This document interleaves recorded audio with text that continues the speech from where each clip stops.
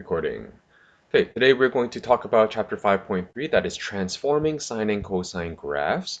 So the sine curve and the cosine curve, we looked at what that looks like, look what that looks like yesterday. I'd like to build on that and say that every single sine curve and every single cosine curve, I'd like you to start always with the 5 accuracy points. And if you can transform these 5 accuracy points that covers a single cycle, we can essentially copy and paste that same image or that same, cycle to every period out there. So our goal essentially is to figure out, okay, where's my 5 dots? Okay, where's my 5 dots? Where's my 5 dots? So on and so forth. That's our goal. Once we are able to know where the 5 darts are, or once we're able to draw where our 5 darts begin, we can apply our different transformations in the same way we have done in chapter 2 and 3. So again, if you're feeling pretty nice, okay, if you're feeling nice about chapter 2 and chapter 3, then this is not going to be an issue. Why? It's just the same stuff, but with 5 different accuracy points, right? That's it. For those of you who, looking at your results on the test and whatnot, if you're still a little bit shaky on it, think of this as another opportunity to work on your transformations, to solidify it, to perfect it, so that in the future you won't feel like it's an issue. It's not a challenge at all. It's just going through a system. All right. So let's recap. I am going to ask people for their input of A, B, K, oh, and A. All right. And then I'm going to sort of give you some tips, just like I did in the previous graphing lesson, of how we can make just the properties of AKDC work for us and help us when we're sketching. Hmm. One second. All right. That's fine. Can everyone hear me? Yeah, we can. Okay, perfect. All right, let's keep going. So let's start off with the Y vertical transformations. Okay. Let's start off by having a little visual, having a little 1, 2, 3, 4, 5, and of course right there is 360 degrees. Yeah. Yeah. Okay. Let's start with the sine because if the whatever we discuss for sine, it's going to be exactly the same as cosine. It's just cosine, it starts at a different point. That's all. So vertical transformations. What does C and A represent? What does C represent? A I'll give you vertical shift. vertical. Yes, it's a vertical shift, right? And on a sinusoidal curve, such as the one I drew below, the vertical shift actually is coincident or corresponding to, let's use a different color. It is corresponding to my mid-axis.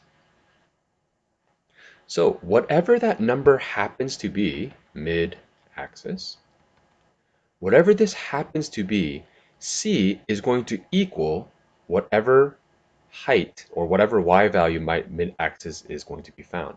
So if you have sine x minus 11, this dotted line would go all the way down to minus 11, and I know that my curve is going to be revolving around negative 11. It's a really, really useful number to have. So keep in mind, just C is equal to the mid-axis. Next, I'll just write in black. What is the A represent? It is a vertical something. Oh, someone in chat was really quick. Vertical stretch. Yes, it's a stretch or a compression, but typically we'll just leave it as a stretch for now, the description.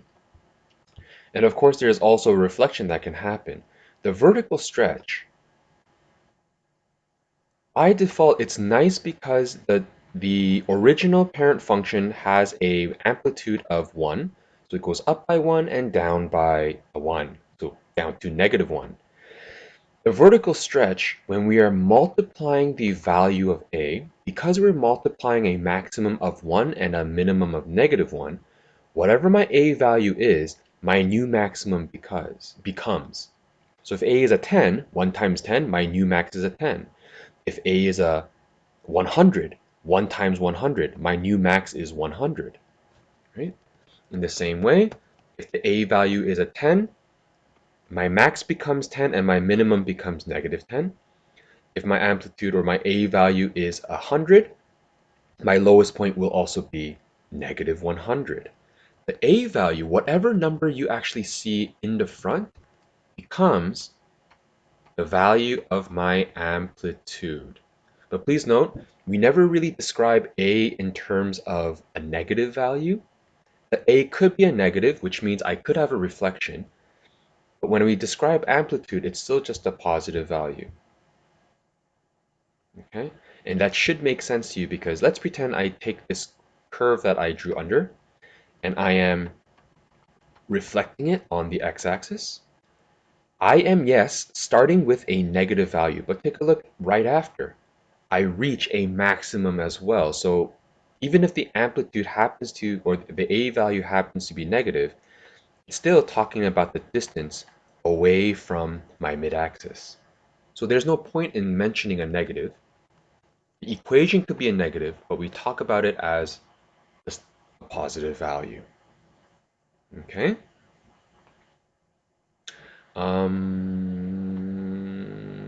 Okay, so that might mean very little to you right now. Uh, let's continue and hammer out what K and what D does. These are the horizontal stuff. We'll see how that changes things by definition, and then we'll apply it to our equation. All right. What is D? Horizontal something.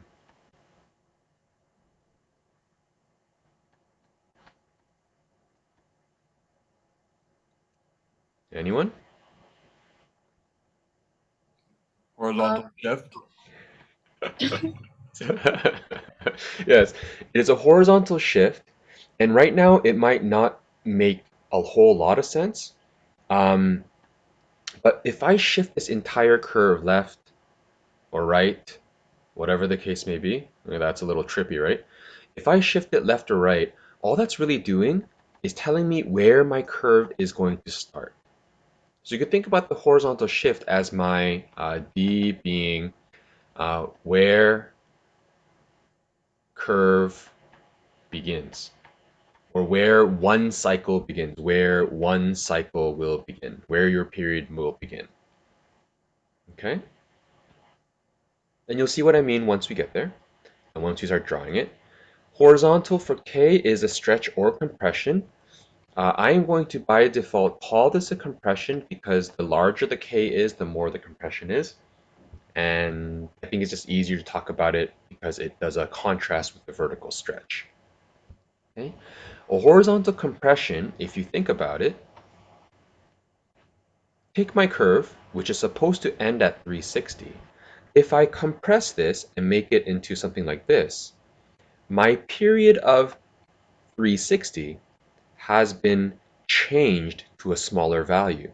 Or if this is increased, my period of 360 has increased to a larger value.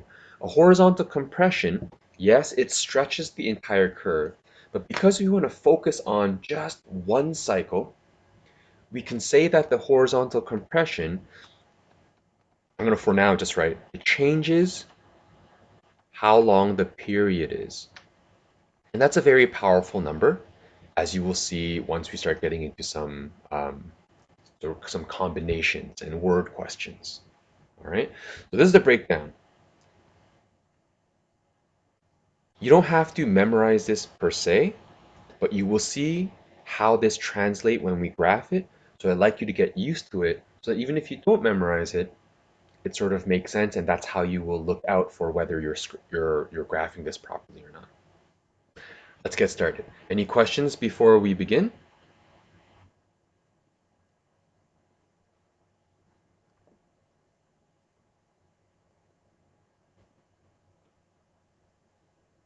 All right. Well, here we go. What I'm going to show you now is I'm going to use 5 accuracy points to fill in this chart from 0 to 360. And remember, that is going to be one cycle from 0 to 360. It's a full revolution.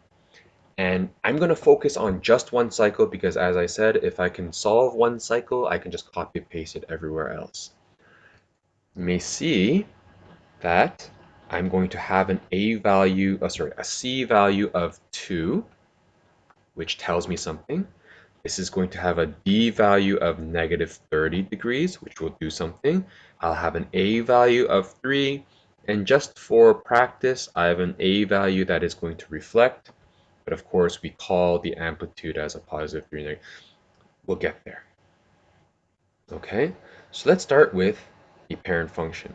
In class, what I did was actually do one and then graphed it. Do one and then graphed it. Do one and then graphed it. But I don't want to go back and forth. I think it's going to confuse people. So let's fill out the chart completely, and then we'll graph one at a time, and we'll look at some of the differences. Okay, so mathematically speaking, if I have sine and x value is a 0, what is sine of 0? Before you answer, here's a quick recap. Our knowledge of sine and cosine on a circle, if you recall, an angle of 0 means my terminal angle is going to be right along the x-axis, which means my point at sine 0 degrees refers to the point 1, 0 on the graph. Also remember, sine of an angle is equal to opposite over hypotenuse, or on a Cartesian plane, y over r. Knowing that the r value of a unit circle is a 1, essentially what I'm asking you is, sine theta, I'm asking for what the y value of my point is. So, what's the y value when the degree is a 0? 0. What is the y value when I rotate 90 degrees? What's the y value here?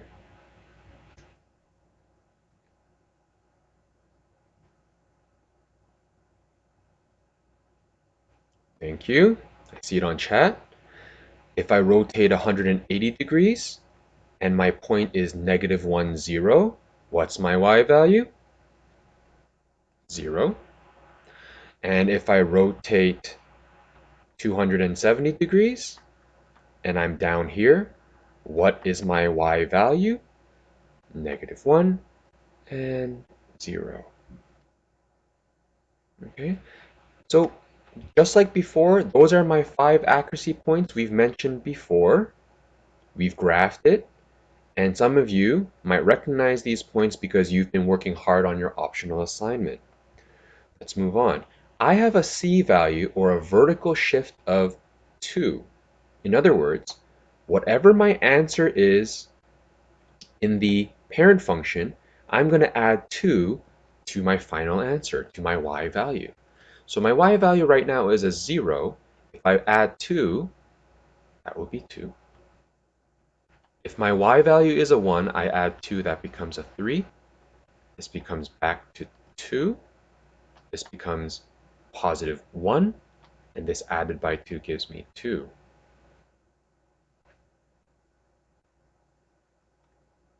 With me so far?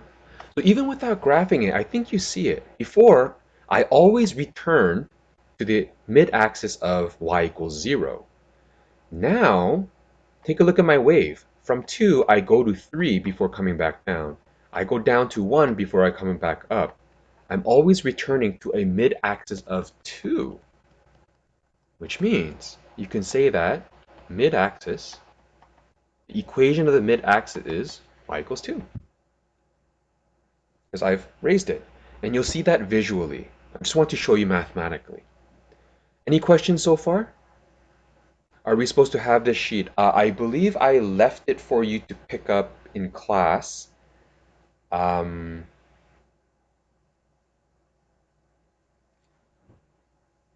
Am I making a huge mistake right now? What are we supposed to be covering right now? Isn't it 5.3?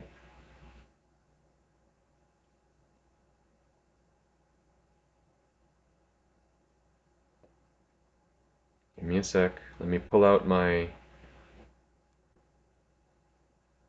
Oh, please tell me I didn't make a big mistake. Please tell me. Um, oh, this is all being recorded too. I'm so embarrassed. Let's see. Today's a Wednesday. No, we are supposed to do 5.3. Whew, I am not crazy. Yeah, sorry, Waylon. I did leave it. I did leave it in class. I may not have mentioned it because I was so frazzled and there was so much going on. That is on me. But try to build it as routine. I will always have the handouts available. If I don't, just call me out and be like, "Where's the handouts?" Because I'll tell you right now, all the handouts and stuff that I need for you is basically ready in my classroom for the rest of the year. Like the rest of the year is now planned, and I'm just ready to deliver and, get you to digest it. Okay? So there it is. If you don't have it, just take your time. The video is just still recording. You can always print it out right now and follow us later. There's still lots to do, especially the back page, which is the most important. Okay? Yeah, let's move on. If you're still with me, I'd like you to take a look at when the d value is equal to negative 3. Negative 30. In other words, inside the bracket, I have x plus 30. Some of you might have been confused of why is it that when you have a plus in here, we move to the left on the graph. I hope this will be a good way to describe why. Take a look. I have a plus 30 inside the bracket for a sign. If, hypothetically, if I wanted the entire bracket to look like I plugged in a 0 degrees, what does x have to be? Now I say 0 because, all this time inside the sign bracket, I have 0 degrees, 0 degrees. If I want inside of the sign bracket to be 0 degrees, what number can I plug in? Would it be 30 since that's negative 30? Well, this part right here is actually plus 30. So the x value would have to be negative 30. So if the x value is negative 30, I add a 30 and I'll get sine of 0. In other words, when my x is negative 30, my y value is going to be 0. I'll do it one more time. You might be a little confused. Ready? I have plus 30 inside the bracket. If I want the inside of my bracket to be 90 degrees, because I know what sine 90 is. Sine 90 is 1. What does x have to be? Something plus 30 gives me 90.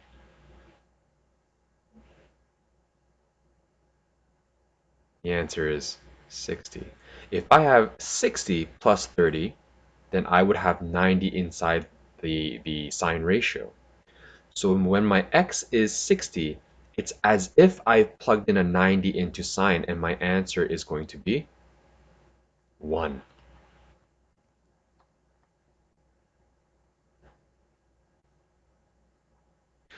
Well, the d value itself is considered negative 90, and I'll try to explain. Saima, throw that out the window for now and pretend you're looking at this with a fresh set of eyes, okay? So we have this equaling 1. Next, I would like it if sine, inside the sine ratio, we had a negative 180 degrees. Because if I have sine of 180 degrees, my y value is going to be 0. It's a nice round number. So what does x have to be to have the inside of the bracket equal 180? It would be 150. So when x equals 150, sine of 150 plus 30 gives me a value of 0. I would like the inside of the bracket to be 270. Because if 270 was in there, my answer is -1. So what does x have to be for it to be sine 270? It would have to be 240, and I get -1. Same thing, 330 plus 30 is like plugging in sine 360.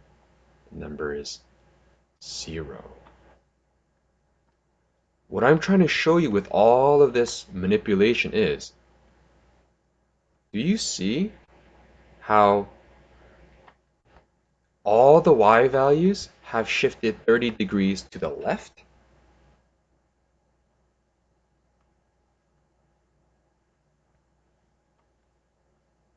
In other words, when there is a plus 30 in there, the graph is shifting 30 degrees left. That's why we say the d value is -30. We're moving 30 degrees to the left side, the negative side.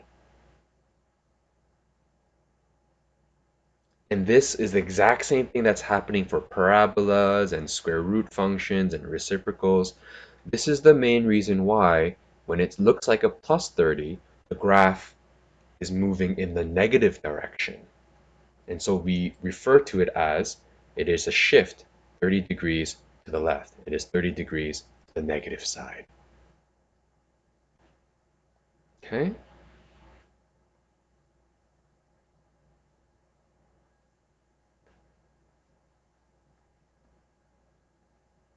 So I'm going to try to explain. So I'm going to put d is -30. I've shifted 30 degrees to the left, to the negative side. I'm going to make a little comment saying the d value represents where the curve or where the cycle begins, right? Because there's no real start or finish to a sine curve or a cosine curve. So I'm just going to say where one cycle will begin. Okay? So consider that in just a second. Once we draw it, maybe it'll make a little bit more sense. You'll get a bit of a visual. We'll move on to the amplitude. Right now, the a value of vertical stretch is going to be 3, which means all the y values of my parent function is going to be multiplied by 3. So we have 0 times 3 is a 0, 1 times 3 is a 3, 0 times 3 is a 0, -1 times 3 is -3, and 0 times 3 is 0. Right? So again, A means the amplitude. So A is equal to essentially the amplitude, absolute value. Which means from 0, I go really high to hit a 3. I come really low back to hit a 0. I go really low to hit a -3. And I'm going back to hit a 0 again. And you'll see that again in our drawings. Lastly, 0 times -half. 1 times -half. 0 times -half. -1 times negative, that's positive half, and then 0. So just like what we did before, when you see a negative a value, this time I'm going down to a -half, back to 0, and then up to a positive half before going back down. It is opposite, it's completely reflected from the direction that we did for the previous.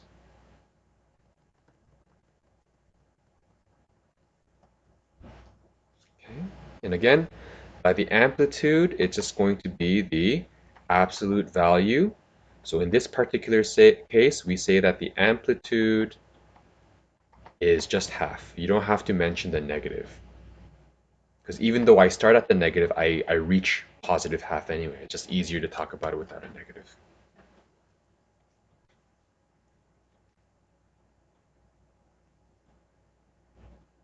I'm going to stop right there to make sure everyone has the numbers correctly. And then we will sketch one cycle of each. You might want to have a different color for all of them. I'm glad that this is all digital because you'll be able to see my colors. If it was in the classroom, the projector doesn't show some of them very well. I'll do the parent function in black, and then we'll start with blue, and then maybe I'll move on to green, and then I'll move on to red, and then I'll do pink. Okay, so these are going to be the 5 graphs that I'm going to draw. See if you can keep up in drawing. In the first couple of them, I'm going to be very slow, but again, if you've been practicing with drawing curves, you should be pretty fast in spotting where the 5 accuracy points are and just be like boom, boom, very quickly. Okay, so before we move on, any questions about these points? Now's a good time to ask because someone else might have a question with that too.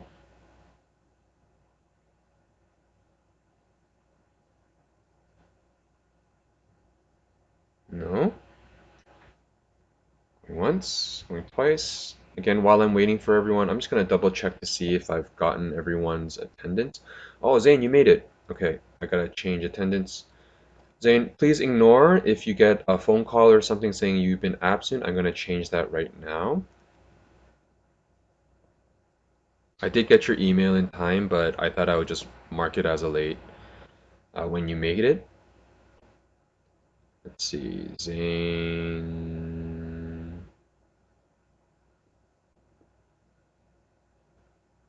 Zane. Oh, okay, perfect. It's already marked in somehow.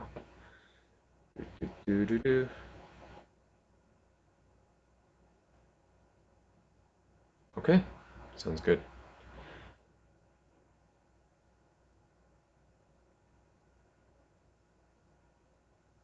Any questions?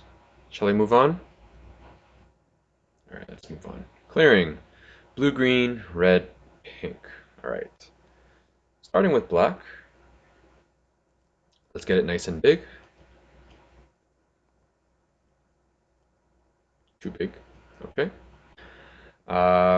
Because I have to move a little bit to the left because there is a horizontal shift, how about I do that and that. Let's see, and I think that's a theta. This is my y value. I think it makes sense that we do, so 360. Did I do 3 boxes for 90? I'm going to take a look at my answer key so that if you ever have to go back to it, you can see that it's the same. 2 boxes equals 30. So 2 boxes, 30 degrees. 2 boxes, 60. That's a 90. 2, 2, 2. That's a 180. 2, 2, 2. That's a 270. 2, 2, 2. 360. And of course, it goes on and on and on. I need a negative 30 for obvious reasons. And away we go. My first curve. Let's I'm gonna do 2 boxes is 1, 2 boxes is 2, and 2 boxes 3. Negative 1, negative 2, negative 3. Okay. Please notice how quickly I am going to draw my curve, and I would like you to adopt it if possible. You don't have to copy me, but I think there is a level of efficiency in how I am doing it. Please note, sine, I know starts at 0, 0. Next, I know that after a full cycle, which is 360, I come back to where I began. So I know that there's these 2 dots. Pop quiz. Where else is there going to be a dot in the mid-axis?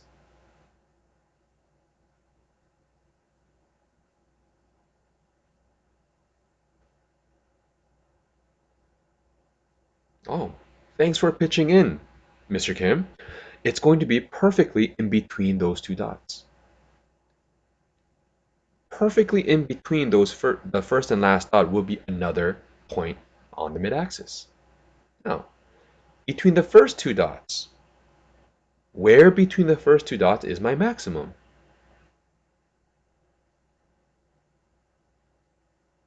90. Yeah, perfectly in the middle. So even if it wasn't 90, perfectly in the middle, just average whatever that point is, and there it is. And then the last two dots, there's going to be a minimum perfectly in between. It's to the point where it doesn't matter what my value is. What if I have like 0 and like 1000? Let's say my period somehow was modified to become 1000. Well, perfectly in the middle, sorry, 500, is going to be another dot. Perfectly between the first two at 250 is going to be my maximum. And perfectly in the middle at 750 is going to be my minimum, right? As long as you know your first point and your last point, you can find all other accuracy points really quickly. So here we go. Curve. That's not bad. Curve. Okay, that's not bad. Everyone here, do your best. Okay, try to be as accurate as possible, drawing nice, smooth curves. It makes you feel good. All right, it's time now for blue. Oh, please notice, again, just to make a point, that my mid-axis for my parent function is at y equals 0.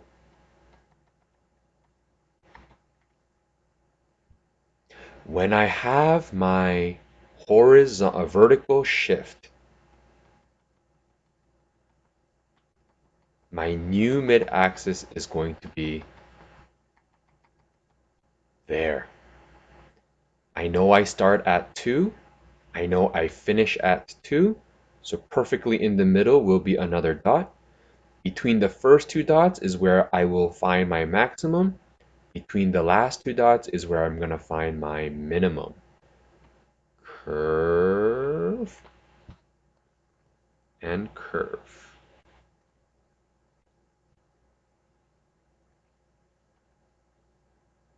You see how quickly I'm drawing this? I hope you'll sort of get to that point too, right? The mid-axis is y equals 2. What was my next color? I think it was green.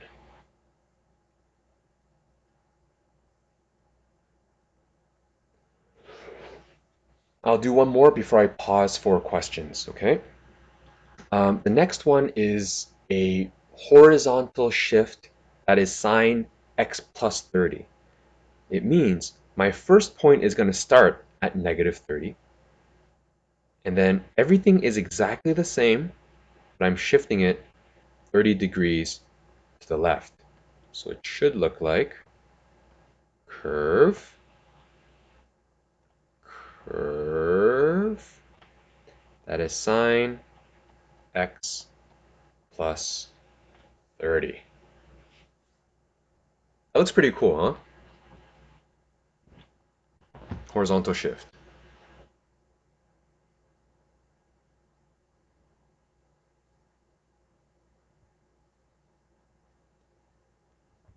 All right, while people are sort of catching on to that, any questions?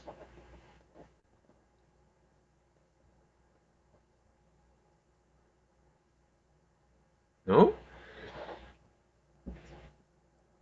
Feeling good then. All right, my next color is going to be red. Again, I'm starting from here. I know I'm going to finish at 360.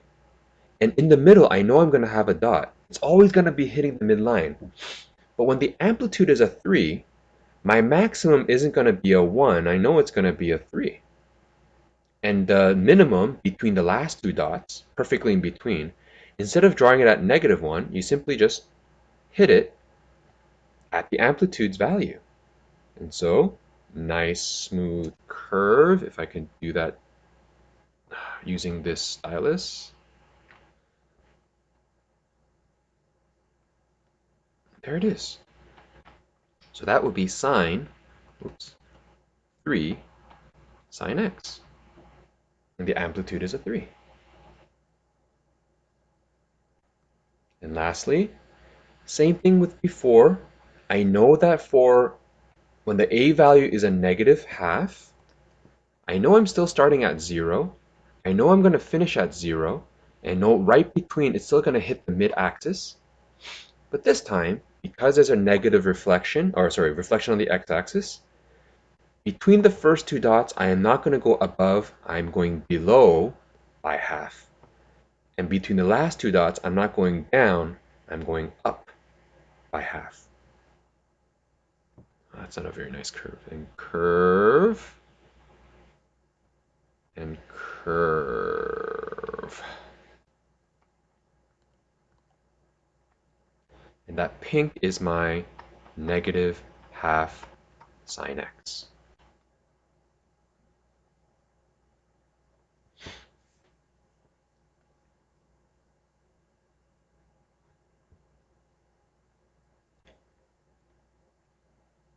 We've just covered A, B, and C.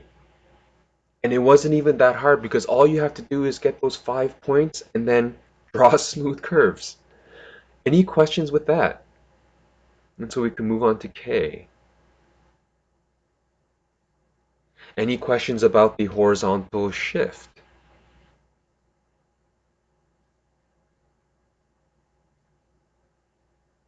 Okay.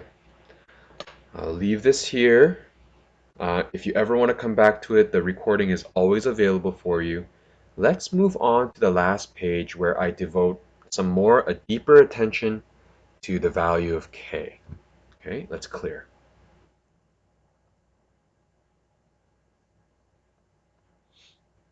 Okay, for this one, I might be able to have the values show along with the chart. Perfect.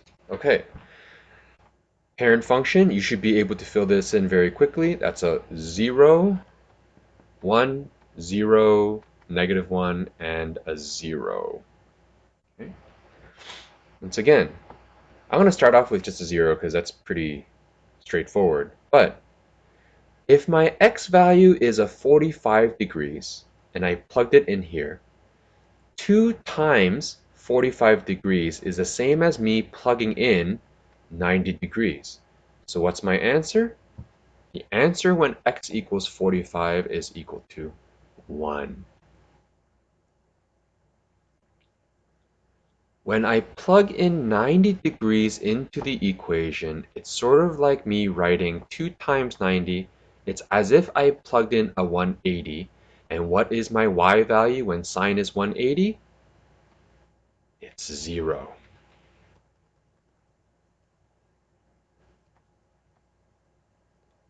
And again, if I plugged in a 135, sine of putting in 135 is sort of like me plugging in 270 into the sine ratio. And what is the answer when sine is plugged in with 270? The answer is -1. And lastly, if I plug in a value of 180 into this equation, that is the same as me plugging in 360 into sine. And what is the value of 360, or sine 360? It's a 0. So take a look at what's happening. My values, which used to be spread out of 360, has been compressed and squeezed into a period of 180. So when the k value is a 2, what happens to the period? The period is halved.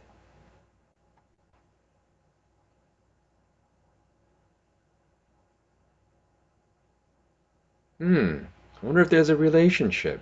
Let's keep moving. If I plug in a 0, well, sine of 0, that's just a 0. What if I plugged in 180? If I plug in a 180 to this equation, that's the same as me putting in 90 into sine because half times 180 is 90. And what is sine of 90? 1. I think you see where I'm getting at. Some of you would be like, oh, I'm getting so impatient. If I plugged in a 360 into the equation, that's equivalent to me plugging in 180 degrees because half times 360 is 180. And what is the answer when sine is 180? 0.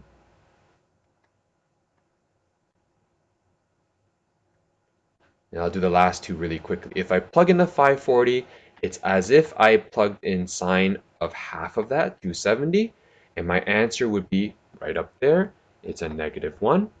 And if I plugged in sine 720, 720 divided by 2, that's the same as me plugging in sine of 360. My answer is right there. That's a 0. What do you notice about my period? One cycle was complete in a period of 720 degrees. In other words, when my k value is half, just as you see in this equation, my period is doubled. Coincidence?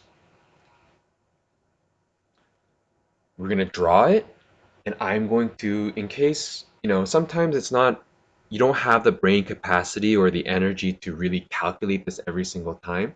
So for the k value specifically, I'm going to give you a very quick formula that you can use. You can memorize it, or if it makes sense to you, then you know it. You don't even have to use brain space, you just do it. And that will let you know how long it takes for one cycle to finish, and that will essentially complete the picture of graphing sine and cosine values. So let me clear this up a little bit. Let's graph this. Let's see.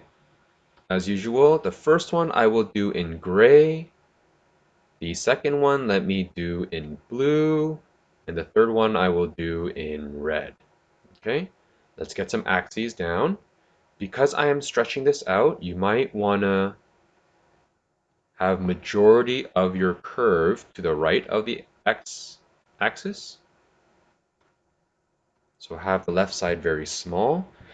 And I believe in my answer key, I used 4 boxes as 90. So 4 boxes is 90, then 4 boxes is 180, 4 boxes 270, 4 is 360, 4 450, 540, 630, and perfect, 720. Let's also use 4 boxes to have a y value of 1 and -1.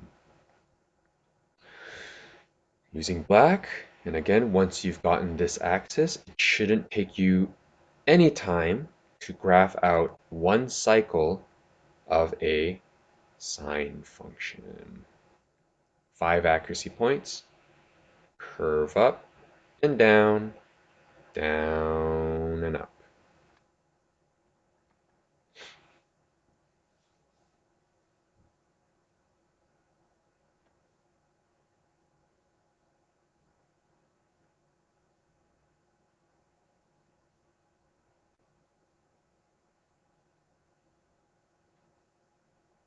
I wish I could see you in person so I know how far you've been following.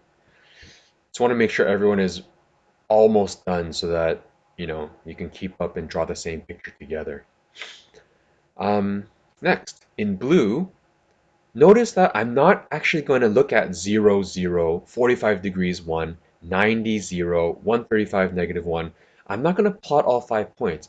I got no time for that. And I'm going to pretend you're as lazy as I am. When you want to sketch these curves efficiently, I recommend you do this. Where's your start point?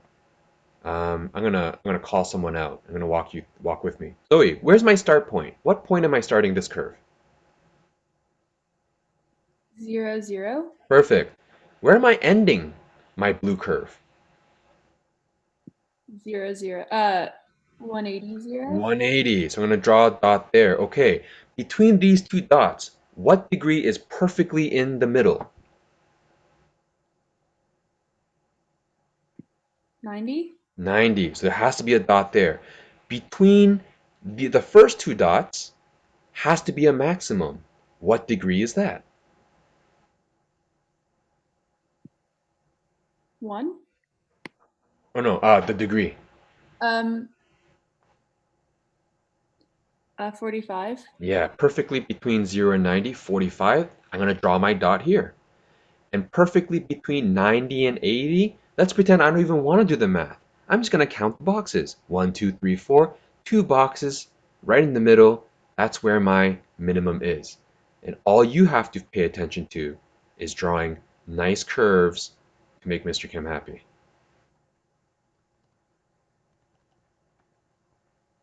It's as simple as knowing where the period ends.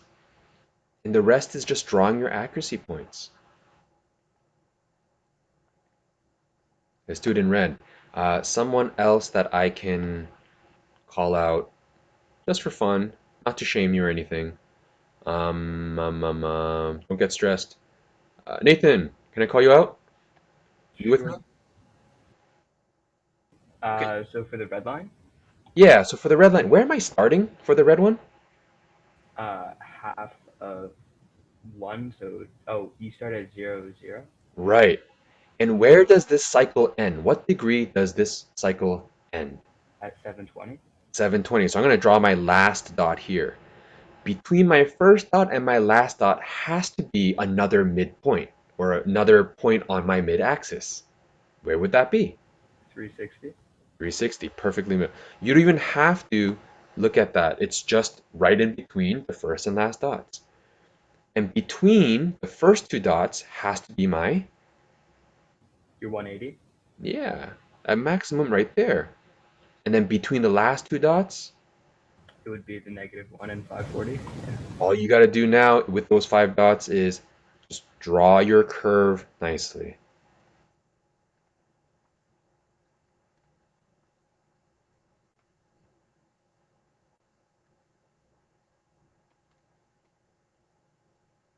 That's it. So the K value here is half. My period is 720. Okay. That period is 360. And the blue, the period is 180. So how can we make sketching easier? Well, how much time do we have? Because it's really, putting things together is actually really, really quick and efficient, as long as you know what each of these numbers do to a sinusoidal function. You ready? Again, if you aren't fully caught up to this, just take a look at the video. I'm sort of excited and also a little rushed to show you what this formula is. When you have the K value, you automatically know the new period. If you know what the period is, you can automatically calculate the K value. Let me explain with that little blurb underneath. So, as an exercise, first take a look. Let's just talk a little bit about amplitude. The amplitude is still 1. In other words, no change. Okay, I'm going to write NC from now on, which means if the amplitude is 1 and there's no change, my maximum of 1 and my minimum of -1 also has no change and also has no change. Right? And as well, remember, a sinusoidal function goes on forever and ever and ever. So the domain is going to be x belongs to real numbers, and there is no change. And for the range, there is no change. But the period, right, is affected by the k value. Only the k value affects the period, okay?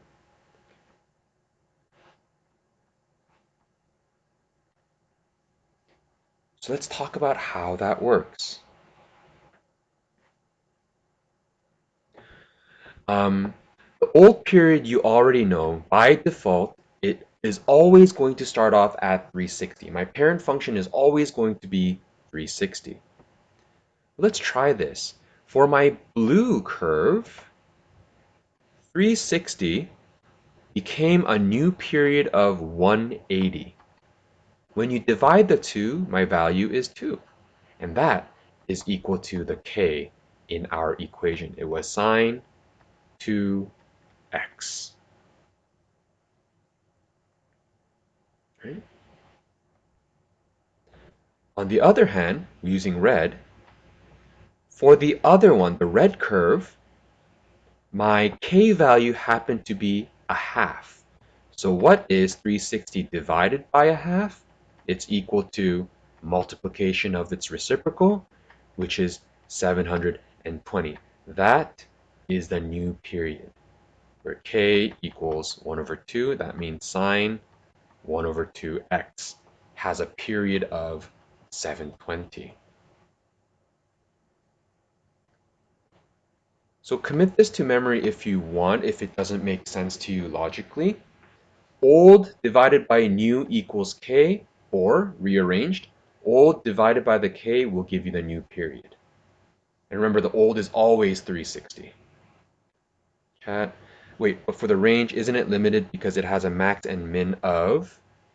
Yes, it does. There is no change is what I mean. -1 equal to 1.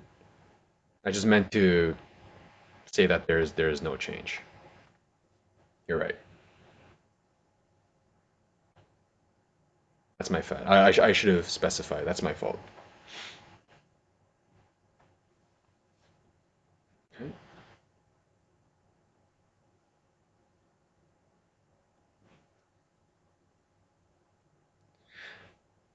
Okay. And before I sort of let you go and maybe try an example question together, I sort of want to show you just how easy it is to use K and this formula. I'm going to go to a whiteboard and clear this. If I had sine of, let's say, 3 over 5x. Ooh, what the heck is that? Well, again, K is equal to 3 over 5. What would that look like on my graph? Let's pretend my sine function, it's going to start here. Where the heck is my finish? Before, if it used to be 360, well, we got to figure out the new period, right? So here's what we do. The old period, in other words, 360, divided by k will give me how long or how short the new period is. So if you do 360 divided by 3 over 5, that's the same as 360 divided by a fraction. So I'm going to multiply by 5 over 3. And I plug that into the calculator. 360 multiplied by 5 and then divided by 3. It gives me a period of 600 degrees. My goodness. Really, Mr. Kim? You're giving me such an obscure angle? That's fine. Sure. Nathan, you were with me doing the same thing before. Can you work me through again?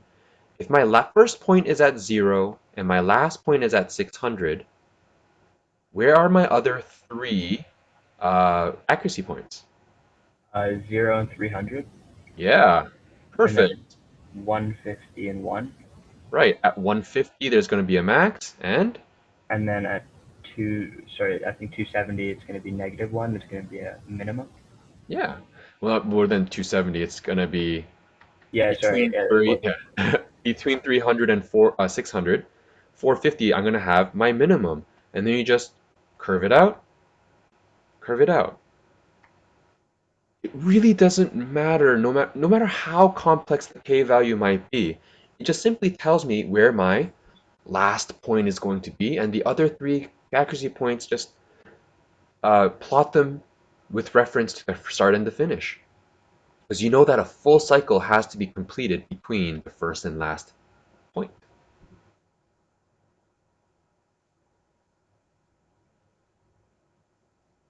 And so next class, not only are we going to look at all of this sort of done together, I'm also going to throw some word questions at you to see if you can pull out the values of AKDC based on a storytelling sort of scenario. Okay? So let's practice one together. Give me some values. Somebody who's generous enough to not give us hard numbers. I don't know. Let's just go from the top. Aiden, are you with us? No? That's okay. Amina, are you with us?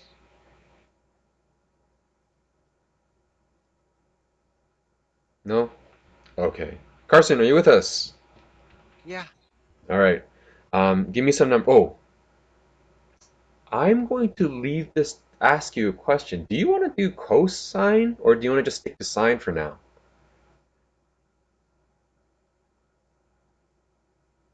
I don't know. All right, you know what? Let's stick to sine because we've been doing sine all this time. We'll get a chance to look at cosine later. Give me some numbers for A, K, D, and C.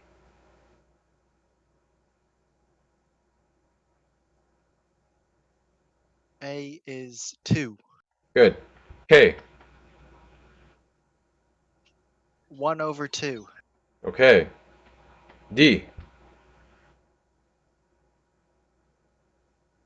-40. Okay. And C? +3. Plus 3. Okay. Let's do this.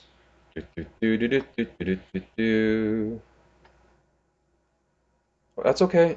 No worries. I got you, Amina. All right. Here we go. Let us do A and then K at the same time. I know until now we always did A and K in that order. For sinusoidals, I actually enjoy doing the K first because it tells me where my start and stop is going to be. Okay, just for this one, K, it used to be a 360, but my K value is 1/2, and this is going to equal my new period.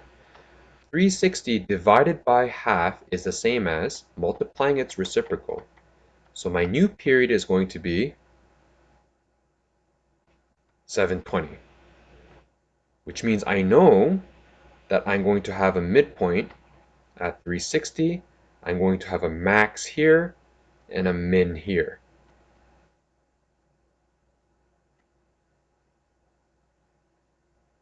$540. No, wait. Is that 630? No, 540. You're right. Okay. We've done K just from that. Isn't that crazy? We've solved K already. Now, we know that it's supposed to go to 1 and -1. So my amplitude takes me to 1 and -1. But I have a vertical stretch of 2. So now I used to have this.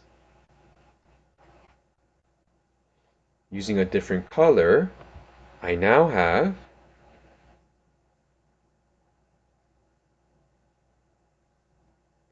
this. This is some terrible curvatures, but bear with me.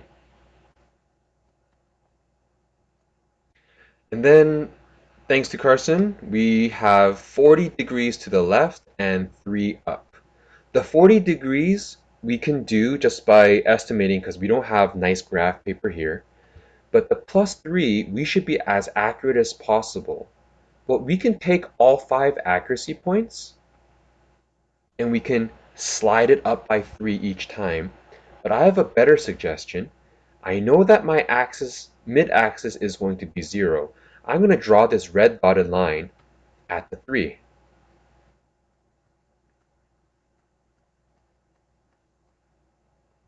And then from there, because my amplitude is 2, from 3 I'm going to go up 2 and I'm going to go down 2.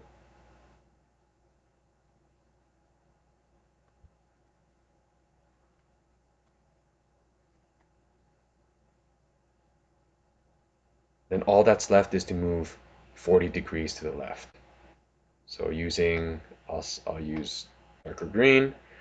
I'm assuming 40 degrees is somewhere here. I'm just estimating. Just want to show you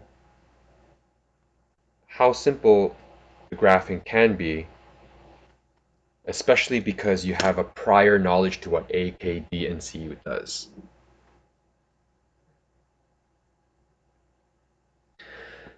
Honestly speaking, if we had more time in the quad, I would actually show you a more efficient way of sketching a sinusoidal curve. It's called the box method. It's something that my sister taught me when I was a kid, and it's so efficient. Um, but again, I don't want to confuse you, especially because you have a prior knowledge of AKDC. I don't want you to learn a new system. So I'll just leave it at that. But you still need to practice, of course. But I'm hoping you're starting to see that it's exactly the same system as before, and drawing it is just a matter of practice. It's a very, very straightforward concept in chapter 5. Any questions?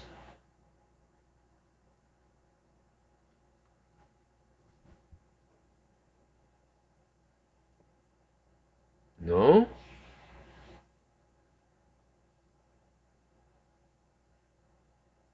Okay. Then, before we call it a day, because it's 3:05 and we got 10 minutes, normally in class I would just ask you to do some homework. Next time I see you, which is tomorrow afternoon, I am going to ask you, I'm going to propose not only sine curves, but I'm also going to throw you a cosine, which doesn't change the idea of A, K, D, and C, but it does change what I start with. So initially in this in this function, I started with a sine curve, and I transformed that. For cosine, what you're going to start off with is this, right? Just giving you a heads up of what's to come. But I don't think that's going to be too hard, because take a look. What do you notice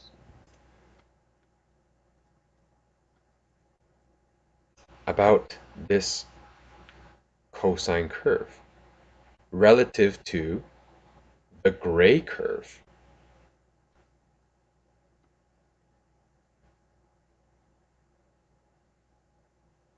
Everyone see it? A cosine is just a horizontal shift of the sine. And that makes sense because we're traveling the same circle. It's just a matter of discussing the x value or the y value of a coordinate pair, ordered pair, right? So we're going to take a look at how these two can transfer between each other. If I have a sine curve, how would I change that into a cosine curve? It's simply a shift of a quarter of a cycle. So in this case, what's a quarter of a cycle? A quarter of a cycle is 180 degrees. So I'm just shifting it 180 degrees to go from sine to cosine. That's it. That's too much. Don't worry about it. I'd like you to try some homework questions. Definitely, if you take a look at my little handout, it says repeat all the exercises we've done so far. Repeat all of these transformations with a sine curve. And that might be a lot, but the more time that you invest into this, the more comfortable you'll get. And there would be a whole bunch of questions from the textbook, page 309, numbers 1 to 13. You will notice that all my handouts from now on, I'm just sort of throwing a bunch of textbook questions at you because it is going to be all about practice. There's very little new concepts that you have to learn because it's all sort of based on chapters 1, 2, and 3 foundations. So if you're tight on time, if you have a bunch of assignments that you forgot to do for me and you're trying to catch up and stuff like that, well, number one, shame on you for delaying and being procrastinators. But number two, I understand. So instead of doing every single question, maybe you want to do every other question. That's totally okay. That was one of like that would be my eldest sister's strategy, for example. If even that's too much, maybe you want to do every third question, 1, 4, 7, 10, and so on and so forth, and 13. And you do these 5. Just don't do the first 2, 3, or first 4, and then say I'm done, because you haven't tried some of the harder questions, right? Of course, the more challenging ones are in the back of the section. If you can do it, do them all. If you're tight on time, well, sprinkle the questions that you do. But be honest with yourself. Don't just be lazy and sprinkle. If you do have the time for it, do as many as you can because you will not regret it. Okay? That's it. Any questions?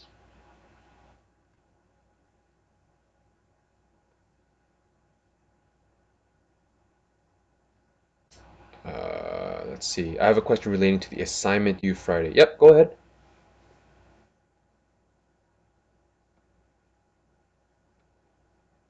Well, technically, the assignment, I'm not going to necessarily have a hard cutoff, but you should get it in just so that it doesn't start stacking with other things I'm going to give you.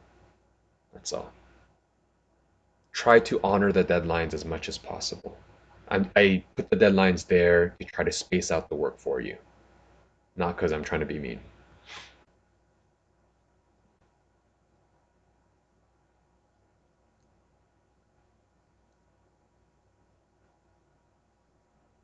No, you can ask I guess if you want, you can, if it's a long question, you're trying to type it out, you can ask me the question once everyone leaves. If there's nothing else in regards to our material, you are dismissed. Please take a break, but always definitely come back to this. Don't leave it until tomorrow. All right? I will see you tomorrow afternoon.